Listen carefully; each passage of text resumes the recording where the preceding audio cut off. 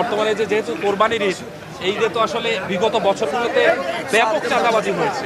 তো এই বছরে আসলে সড়ক পরিবহনের মন্ত্রণালয়ের পক্ষ থেকে কি ধরনের সিদ্ধান্ত বা কি ধরনের না না, আপনার প্রথম প্রশ্নে আমার আপত্তি হচ্ছে ব্যাপক চাঁদাবাজি আপনি ঢালাওভাবে বলেছেন।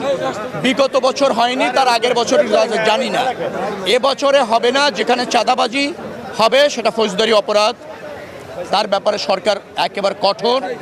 যদি আপনাদের নজরে এরকম আসে আমাকে জ্ঞাত করবেন, আমরা সেটা কঠোর হস্তে দমন করব, তাদেরকে আইনের আওতায় আনব।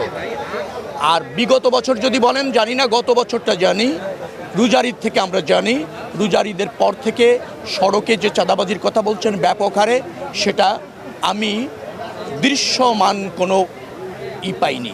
যেখানে অভিযোগ পেয়েছে ব্যবস্থা নেওয়া হয়েছে। কিছু বিশৃঙ্খলা হয়েছে পথে, প্রাইস কেউ বেশি একটু নিতে চেয়েছে টিকিটের প্রাইস, সেটা যেখানে অভিযোগ পেয়েছি ব্যবস্থা নিয়েছি।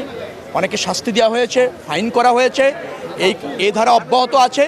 সড়ক পরিবহনে অনৈতিকভাবে কোনো অর্থ কালেক্ট করার কারো সুযোগ নেই।